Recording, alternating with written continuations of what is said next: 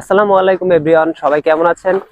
আশা করি সবাই ভালো আছেন। আমি কিন্তু আপনাদেরকে বলছিলাম যে আমাদের গ্রামের রাস্তার কাজটি শুরু হতে যাচ্ছে, কিন্তু আমি গত কয়েকদিন যাবত অনেক অসুস্থ আছিলাম, তার কারণে ভিডিও দিতে পারি নাই। তো আমাদের গ্রামের রাস্তার কাজ কিন্তু অলরেডি শুরু হয়ে গেছে। তো আমি প্রথমে শুরু করবো আমাদের বাজারের এখান থেকে। আজকে আমি আপনাদেরকে দেখাবো আমাদের বিটগড় বাজার থেকে আমাদের গ্রামের দোতলা মসজিদ পর্যন্ত কতটুকু রাস্তার কাজ হয়েছে। তো আমাদের পাশেই থাকুন, আর আমাদের পেজে নতুন হয়ে থাকলে অবশ্যই ফলো করে পাশে থাকবেন। আর এদিকে আপনারা দেখতে পারতেছেন এখানে কিন্তু ইটের কংক্রিট ফেলে রোলার মারছে। আর বৃষ্টির কারণে কিন্তু গত 2-3 দিন যাবত রাস্তার কাজ বন্ধ ছিল।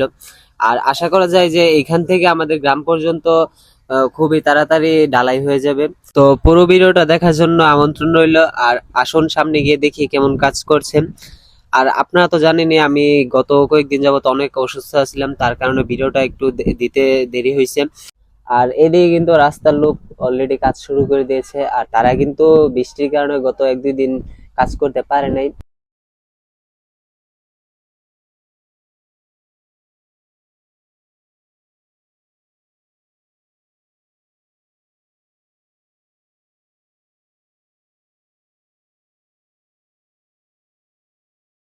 বেশ কয়েকদিন যাবত বৃষ্টি থাকার কারণে কিন্তু আমাদের গ্রামে যে অটোগুলো চলতো এগুলো বর্তমানে বন্ধ আছে। তো সবাই কিন্তু এখন হেঁটে হেঁটে বাজারে আসছে। আর রাস্তার কাজ যেহেতু চলাকালীন অবস্থায়, তার জন্য গাড়ি ঘোড়া তেমন চলে না, অটো যেগুলো চলতো এগুলো বন্ধ আছে। আজকে কিন্তু অনেক রোদ উঠছে, আবার অনেক গরমও পড়ছে। আর গত 1-2 দিন তো বৃষ্টির কারণে, আর এদিকে রাস্তার কাজ, তার কারণে কিন্তু অটোগুলো আসতেছে না। আপনারা দেখতেই পারতেছেন আমাদের গ্রামের যত মানুষ আছে সবাই কিন্তু হেঁটে হেঁটে বাজারে যাচ্ছে। আশা করা যায় যে আমাদের এই যে রাস্তার কাজটা অতি দ্রুতই হয়ে যাবে। আমাদের গ্রামে দোতলা মসজিদ থেকে আমাদের বাজার পর্যন্ত যে রাস্তাটা, এটা মনে হয় আগে আগে করে ফেলবে।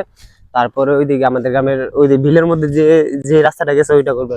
আগে আমাদের গ্রামে দোতলা মসজিদ থেকে বাজার পর্যন্ত কিন্তু অটো চলতো। তো এখন রাস্তা খারাপ হওয়ার কারণে অটো কিন্তু আর এখন ওইখান থেকে যায় না। এখন হচ্ছে গিয়ে যেই যে জায়গাতে রাস্তা ভালো, তো দেখা গেছে অর্ধেক রাস্তা যাওয়া যায়। আর এখানে কিন্তু সবগুলো অটো চলে না, দেখা গেছে 1-2টা অটো চলে, বাকিগুলো চলে না। এখানে অনেক গাড়ির সমস্যা হয়ে যায়, বালুর মধ্যে অটো চলে না।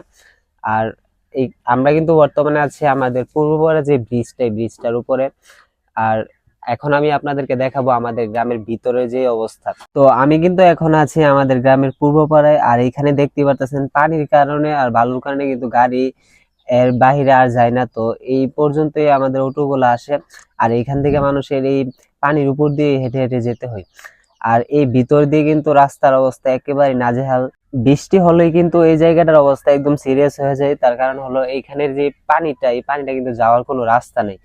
তার কারণে এমন অসুবিধা, আর মানুষের আসা যাওয়াতে একটু কষ্ট হয়। যেহেতু রাস্তার কাজ ধরে ফেলেছে, আমার মনে হয় খুবই তাড়াতাড়ি এই সমস্যার সমাধান হয়ে যাবে। আর কোনো চিন্তা নেই, কারণ রাস্তার কাজ খুবই দ্রুত হচ্ছে।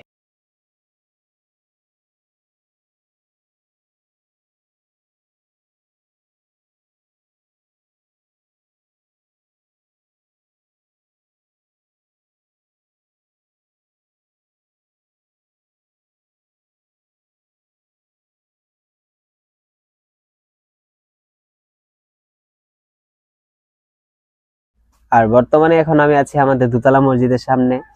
আর আমাদের সামনে আছে আমাদের আরিফ মামা। তিনি কিন্তু একজন গরুর ডাক্তার, আপনারা চাইলে ওনাকে কল করতে পারেন।